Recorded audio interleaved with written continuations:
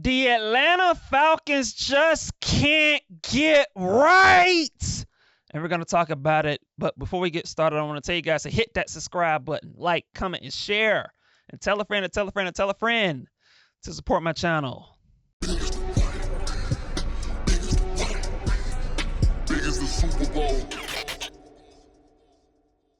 The Atlanta Falcons just can't get right. They lost to the San Francisco 49ers 20-10. And this was not a good showing by the Atlanta Falcons at all. They were, and quite frankly, you look at that game.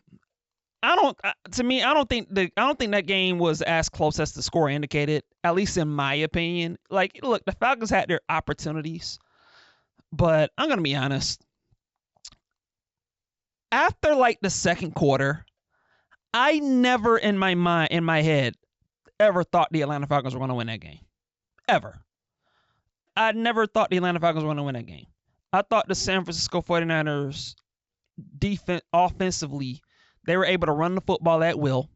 They were able to get Christian McCaffrey going. And quite frankly, that was the best I've seen Christian McCaffrey look in about 2 years.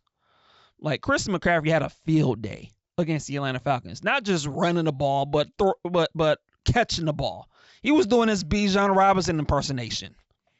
And so he had a lot of success. The Atlanta Falcons had no answer for him. And now, look, for the Falcons, like, it also doesn't help that Devon Diablo, the best linebacker on the team, maybe even the best defender on the team this season, he got injured and he was out. And we also didn't have Jalen Walker, our rookie first-round pick. He didn't play. And so not having those two kind of hurts your run defense a little bit, no question about it. But the Falcons' run defense had their issues, but equally as problematic, the Atlanta Falcon offense. I mean, here we go again. And I'm going to be honest, I was not surprised by the results of that Atlanta Falcon performance.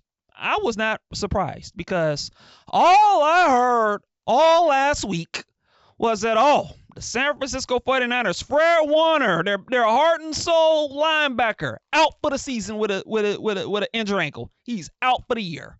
And all I heard was how the San Francisco 49ers was going to struggle on defense without their heart and soul linebacker, Fred Warner.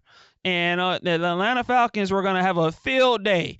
Bijan Robinson was going to run wild, and Michael Penix was going to do whatever he wanted to do.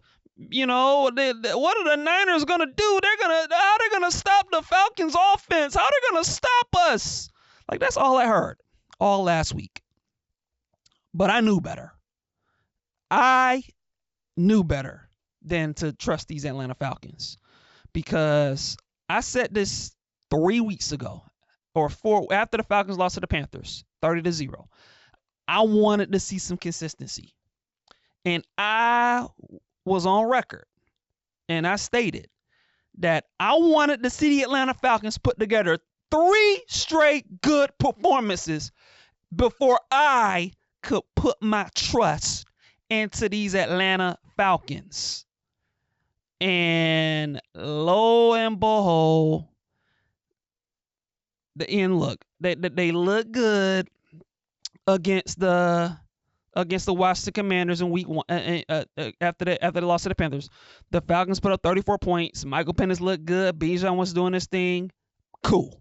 They got their win. We can nitpick as far as, you know, the Falcons were able to win despite the fact that Jaden Daniels didn't play for the Commanders, but hey, the Falcons got the job done. They won that game.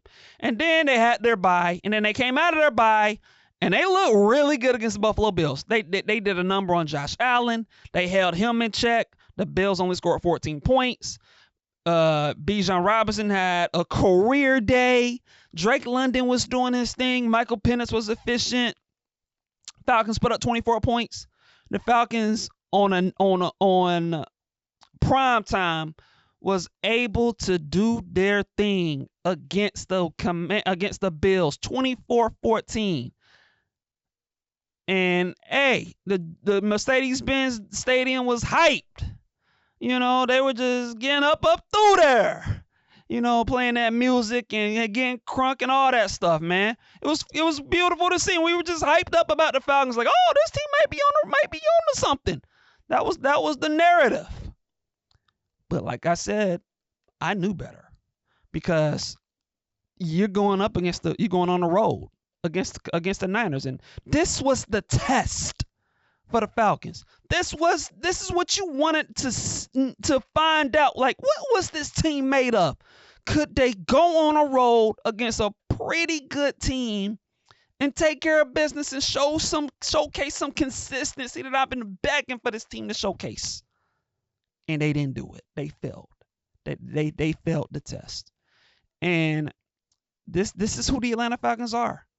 The Atlanta Falcons offense, they failed to deliver.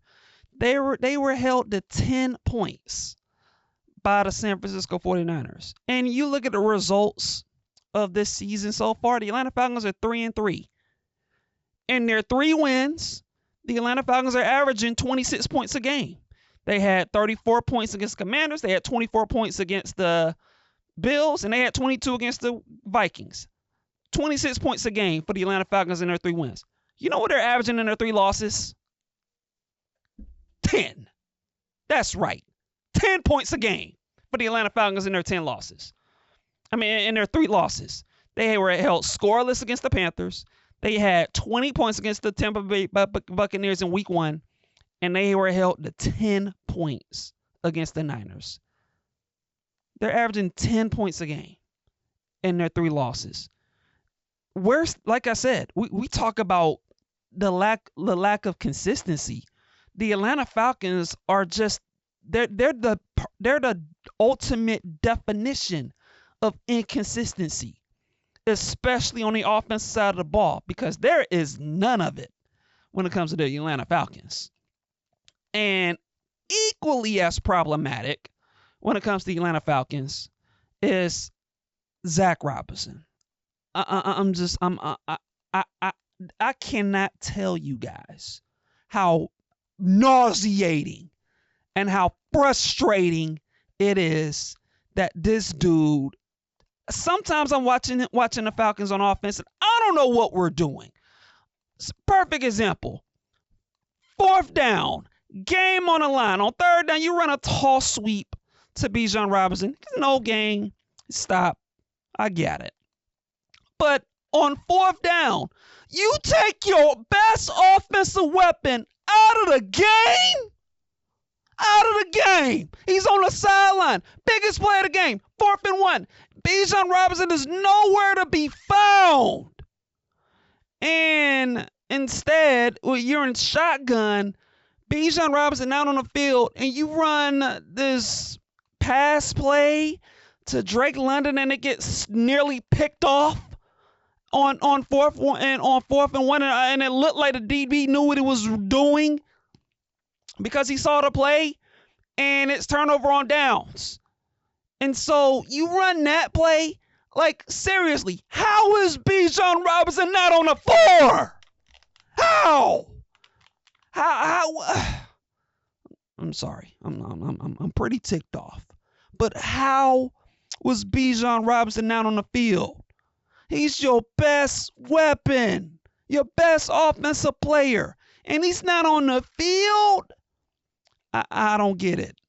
I don't get it. I don't understand it. But this is the type of inconsistency that I'm talking about when it comes to the Atlanta Falcons on the offensive side of the ball. There's no consistency on the offensive side of the ball. None. Bijan Robinson in this game only had 14 carries for 42 yards. And look, credit San Francisco. They did a pretty good job holding them in check. They didn't allow Bijan Robinson to explode on him the way that he's done the last couple of weeks. I got it. And so you got to give San Francisco some credit on, they held him in check. And to me, this is the reality for the Atlanta Falcons. This team goes as Bijan goes. This team goes as Bijan Robinson goes. You look at the 3 wins. In all 3 wins that the Atlanta Falcons have had, Bijan Robinson has had 150 or more all-purpose yards in our 3 wins. When Bijan Robinson has 150 or more all-purpose yards, rushing and receiving combined, the Atlanta Falcons are 3-0. When he has under 150 all-purpose yards, the Atlanta Falcons are 0-3. Right?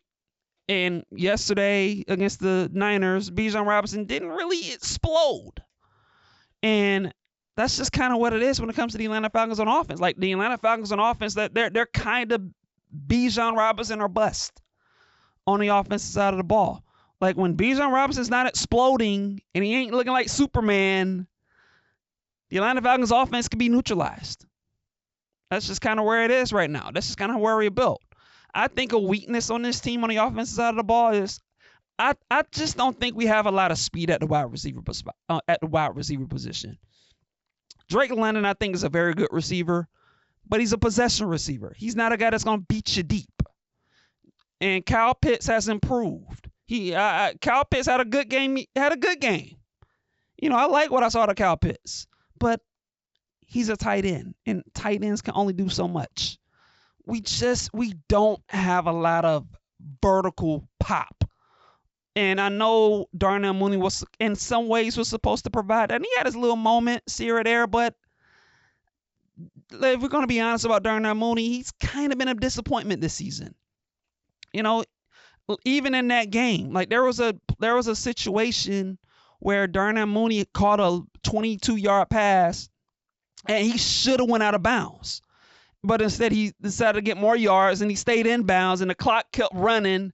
And then the next play, Michael Penix was called for intentional grounding, and then the clock runs out and the Falcons were never in position to kick a field goal. You know, and it could have been 6-10 instead of it being 3-10 in that game. And so it's just, like I said, man, it's just a comedy of mental errors for the Atlanta Falcons. But here's another thing I have about a real issue I also have about this offense. I mentioned the defensive back that was able to read the 4th and 1 play on against Drake London. Chase Lucas. I don't know if you caught him after the game, but I want you guys to listen to what he had to say about that particular play. And I got to give it to Daniel Bullocks and Robert Saleh. They had a great indicator tape for us at the beginning of the game or at the beginning of the week, and it showed when Drake London motions and he's at 2, he's either going to run the option route or it's going to be flat 7. And I seen how wide the number 1 was with Demo, so I was like, okay, I'm going to try to beat him to the outside as fast as I can. And I put my hands up, man. I swear to God, man, that thing went straight through my hands. But I'm just thankful that, you know, I made the play and that we was able to win the game. That's the biggest thing. And you know what Chase Lucas said right there? Essentially what he's saying is, Zach Robinson, your offense is predictable. Because you mean to tell me that Chase Lucas was told during the week leading up to the game that if the Atlanta Falcons run this, that Drake London's going to run this, and you'll be able to, and this is what he's going to do, and you can make a play on this ball. Like, the fact that Chase Lucas was able to recognize what play the Atlanta Falcons was running in that particular situation, that is pretty damning on Zach Robinson. And it kind of shows you the predictability that Zach Robinson's offense has become. The fact that defensive players can read your schemes and what you're able to run and how they're able to make plays is not a good sign for Zach Robinson, man. It's not a good sign, and for me as an Atlanta Falcons fan, it leaves me with a lot of doubt as to what Zach Robinson will be able to do moving forward as the Atlanta Falcons play against better teams. Like, it's just the truth, man. And I just, like, as an Atlanta Falcon fan, like, how many times are we going to see this Atlanta Falcon offense play against competent to very good defenses and for this offense to get shut down over and over and over again. We saw the Atlanta Falcons score 0 points against the Carolina Panthers. The Atlanta Falcons, in their 3 losses, have averaged 10 points a game on the offensive side of the ball. That is a problem. And it's even more of a problem when you have defenders like a Chase Lucas, who's able to tell the media that, oh, we know what the Atlanta Falcons are doing here. Oh, we know what they're doing here. And we were prepared for what they were running. Like, that's not a good sign. And it's a problem. And I just, like, the truth of the matter is, when it comes to the Atlanta Falcons, is they were outcoached. Coaching was a problem. Cal Shanahan and Saleh, the defensive coordinator for the Niners, they outcoached Zach Robinson and Raheem Morris. They just did. And it's a problem. It's a real problem. The Atlanta Falcons coaching was not up to snuff against the San Francisco 49ers, and that's a problem. That is a problem moving forward, because the Atlanta Falcons are going to be playing more good teams. They're going to be playing. You got the Rams later on in the year. You got the Colts. Y'all seen how the Indianapolis Colts are looking? They look like the surprise of the league. The Atlanta Falcons are going to play them in 2 or 3 weeks from now. So you got to deal with them. How is this offense going to look against them? Well-coached football teams are going to give the Atlanta Falcons problems. The Atlanta Falcons might be able to beat up on the below average to bad teams, but against well-coached teams, what I'm seeing from the Atlanta Falcons is they got issues. They got some holes. They got some problems. And so it's just something to be concerned about. It's something that I'm concerned about. Michael Penix, a little bit of a mixed bag. He has some pretty good throws in this game. He also has some not so good throws in this game. You know, he was under pressure. I think I read a stat that he was like 0 for 8 when he was pressured, and when he was protected, he was like 22 for 29 or something like that. You know, and so Michael Penix, I thought, like I said, man, there are some times where he was a little bit inaccurate with his throws. You know, he was also under pressure. I also thought the offensive line, this was the worst game for the offensive line throughout the year. The offensive line got beat up in this game. They didn't do a good enough job creating holes for Bijan Robinson, and I also didn't think they did a good job protecting Michael Penix. You know, I thought Michael Penix was under pressure. There were some times where Michael Penix had a chance to make a throw, but he got sacked. You know, the intentional grounding play. You know, Michael Penix was under pressure. You know, and in part because the offensive line couldn't hold up, and so the offensive line didn't have a good day either. They struggled. Michael Penix, you know, look, I'm not gonna be too hard. I'm not too critical of Michael Penix. He's a young quarterback. I'm slightly disappointed that Michael Penix hasn't had the incredible year that I was hoping that he would have, but that's on me. You know, I probably had too much expectations for Michael Penix, and that's probably because of my own doing. You know, maybe I expected a little bit too much, but look, man, I think Michael Penix is gonna be okay. I think I've liked enough of the flashes from Michael Penix. Like the arm talent is there. He has a rocket arm. You protect him, and he's comfortable in the pocket. He can fling that football, man. He has a big arm. He can make plays downfield with his arm. You wish he could use his legs a little more. There have been opportunities where he can run, where he should be running a little more, but he's a pocket passer. That's what he is. He likes to scan back in the pocket and throw the ball. That's what he likes to do. And so that's the way he's going to play. The Atlanta Falcons are going to have to do a better job of protecting him. And they didn't do that against the Niners. I thought the Niners were able to get some hits on him. And so that wasn't ideal at all. But offensively, man, this team is just, they're just too inconsistent. Like, it's just nothing else to really say. the Atlanta Falcons are just an inconsistent offense. And when you have Bijan and you have Drake London and you have Kyle Pitts, the offense should be better than what it is. And it's not. And it's a lot of blame to go across the board, Offensive line play, Zach Robinson, the play calling, consistent quarterback play, all of it. Like it all kind of goes hand in hand. And so the Atlanta Falcons offense, they have to step it up, man. They got to be more consistent because this defense, they're doing their thing. Like it wasn't perfect in this game. Like the run defense was a problem. They did not do a good job holding down Christian McCaffrey.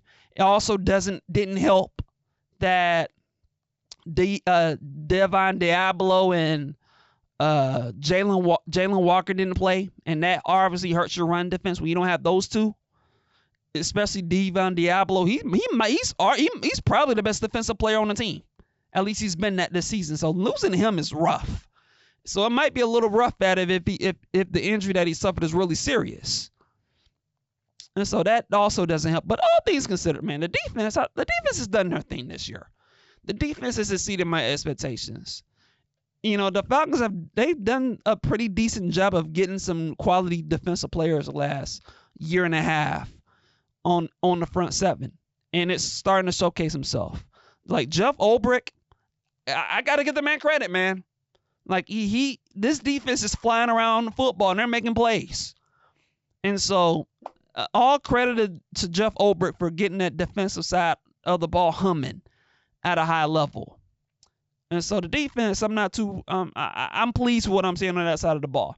But this offense, they got to get it together. They got to get it together, or else we're going to be looking at another year of the Atlanta Falcons missing the playoffs. And we're going to be looking at another year in which the Atlanta Falcons win 8 games and they just don't get it done. And we don't want that. But look, man, the Atlanta Falcons are just anything but consistent. They're just too inconsistent on the offensive side of the ball. Right? It's just what it is, man. And we somebody other than right now, the only thing that's reliable on the Atlanta Falcons is Bijan Robinson. There's no one else on this team that I look at and say, man, I could rely on him every Sunday. It just isn't. Bijan Robinson is all we have that you can rely on the offensive side of the ball, for this team. And we got to get some guys to step up. And we got to play with more consistency. This team is just way too inconsistent. And the sad thing is, I saw this result coming a mile away. When the Falcons were favored to beat the Niners and everyone was on their tail and on their bandwagon, I was scared, man. I was nervous because I knew that this was the exact type of game that the Atlanta Falcons would lose. The exact game that the Falcons would lose. And they end up losing the game. And it pains me that I was right about this result. It pains me to say it. And so I saw the same old Falcons that I've come to not liking and just be frustrated by. That's the football team I saw against the Niners. And all they can do now, man, is just they got to regroup. And all we can do, and all I can do as a fan is just hope that things can get better. They got the Miami Dolphins coming up. The Dolphins got their own issues. They got their own issues, right? Like we all know what they're dealing with. Is McDaniels gonna get fired this week? As an Atlanta Falcons fan, I actually kind of hope he stays. Because we all know the deal when it comes to teams firing coaches. Teams fire your coach, and all of a sudden your team gets energized, right? So I'm actually hoping that the Dolphins don't fire McDaniels.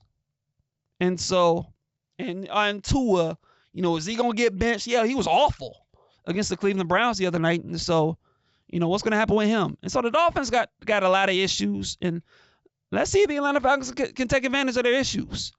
They're coming to the Mercedes-Benz Stadium. This is a team that the Falcons should beat. Absolutely. And we'll see if they'll do that. And we'll see if they can get on the right track. And so that's all I have. Very disappointing weekend by the Atlanta Falcons against the Niners. Big congrats to the Niners. They deserve to win. They were the better team. Their team they're just more well coached and mentally more tougher than the Birds were on Sunday.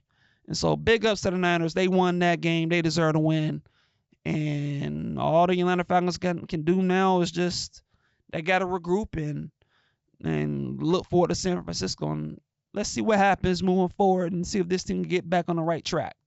But that's all I have, and I'll catch you guys in the next episode. Peace.